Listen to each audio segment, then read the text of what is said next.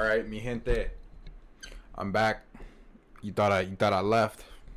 You thought it was over. You thought it was over.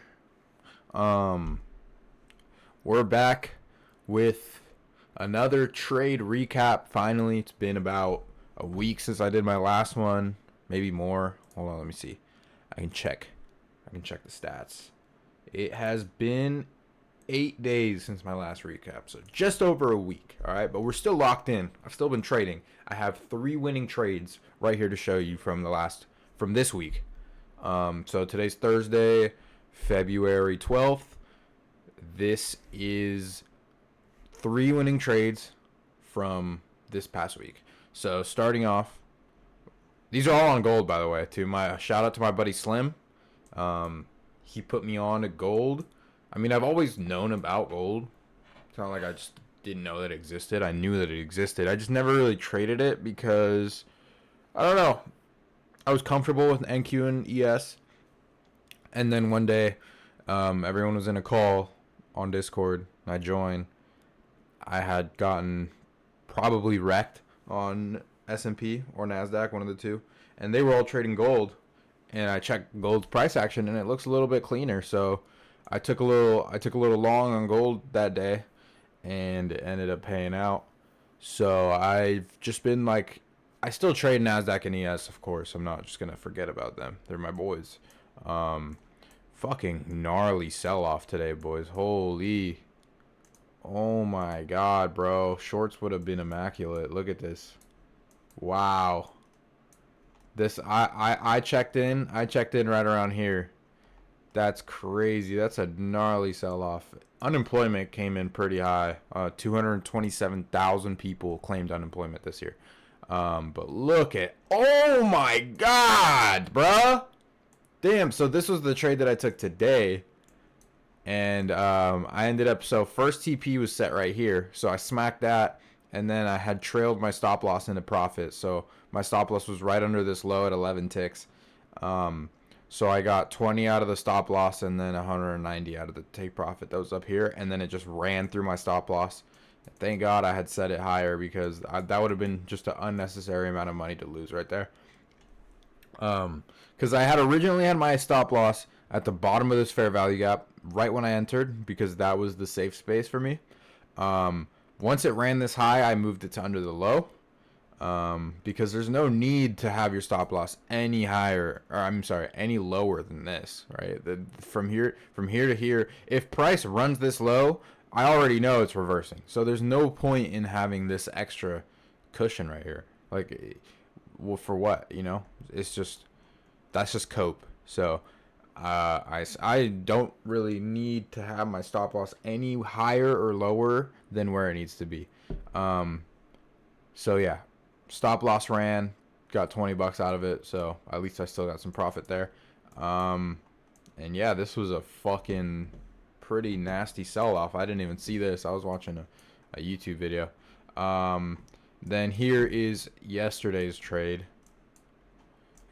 Nasty little short. Super stoked on this one. Zero drawdown. No drawdown at all. Just straight to profit. Love to see that. That's my favorite type of trade right there. Not really much to say. I was banking off of failure swings. So yeah, there was failure swing with a crazy sell-off and then another failure swing. And then I just banked that this was going to be another one, which turns out it wasn't actually. So I had set my stop or my take profit a little bit short of the low because I wasn't really sure if, you know, this was going to be a failure swing since this low didn't cross here. But we were short of taking this high. So I knew that price was struggling. So once I saw that we didn't take the high, I was banking that we were at least going to come for this order block. And we did, luckily. So yeah, that was a pretty decent trade. Not my best in terms of what's the word that I'm thinking of? Not my best in terms of confluence, because obviously this failure swing turned into a run for the highs. Didn't get all the way up, but it still would have ran the fuck out of my stop loss over time. And then this was a fucking 24-hour long that I entered on Tuesday, right after New York AM session. So yeah, this one was pretty dialed. I just saw that we were in a pretty nice PD array, which if you don't know what that is a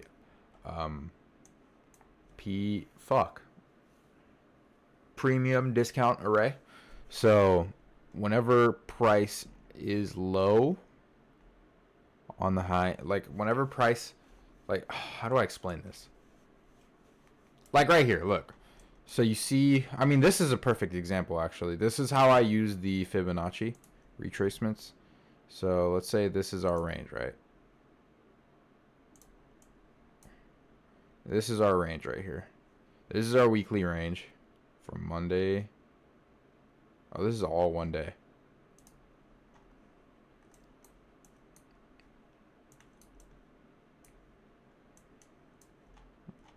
All right, so this is our range. Right here, we're sitting right at the perfect, this is called OTE, optimal trade entry. So for a short, it's on this side, and for a long, it would just be flipped. So from the 0.2 to the 0.3, this is optimal trade entry because you are at a discount in price. So you never want a long in a premium, and you never want a short in a discount. So if price, like for example here, right? Price is already, this price leg. If you're shorting here, you're already, the price is already low, right? Price, so, or that really wouldn't make sense because that short would have banked anyway. If you look at each length of price as a leg, like for example this,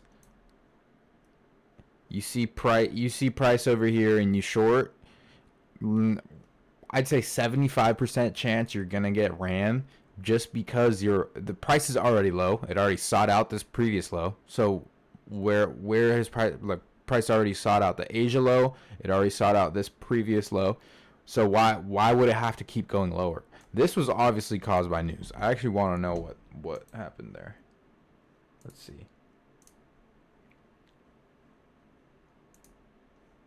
What actually happened? Because I'm going to go on Trading Economics because Forex Factory isn't telling me anything.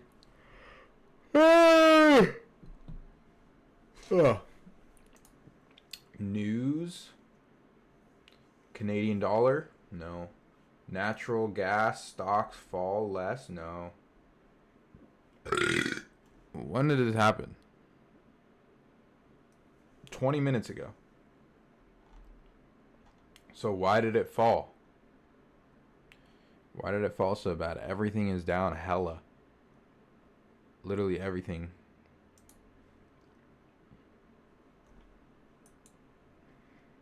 Well, we'll probably find out sooner or later, but for now we don't know. But yeah, back to what I was saying is you never want to buy in a premium, so you never want to buy when price is already high. Like if you're cashing in buys right here, for example, right? Look at this price leg and look where the price is right here. If you see, some people might see, this high get ran and they're like, oh, we're gonna go for this high or this high. Yeah, those are the people that usually get made an example out of, or an example made out of them. So yeah, just try not to be that person. So yeah, basically the only real reason that I took this was because I wanted to kind of test my high time frame analysis. So I saw that we were in a pretty nice discount, and yeah, I just wanted to kind of see if I could hang with the big boys, and I can. I mean, it took about a day to hit it, but it was like $5,000. Obviously on a demo account. I'm not trading with $5,000 in real life. That's crazy work, and I'm not there yet, but I will be. I will be very soon. So one of these days, I'm gonna be trading on a live account with bands, bro. I'm gonna have like 30 bands per trade type shit. So yeah, those are pretty much all my trades from the last week. I've been streaming on Kick. So if you want to watch me trade live, I'll leave the link in the description. I don't know if I'm allowed to put the links in the description yet because I had to get accepted. I'd like send a picture of my ID to verify my identity so that you could click it. But I can still put the link there and you can copy and paste it. So for anyone that sees this shit and you wanna watch a young N word trade on Kick,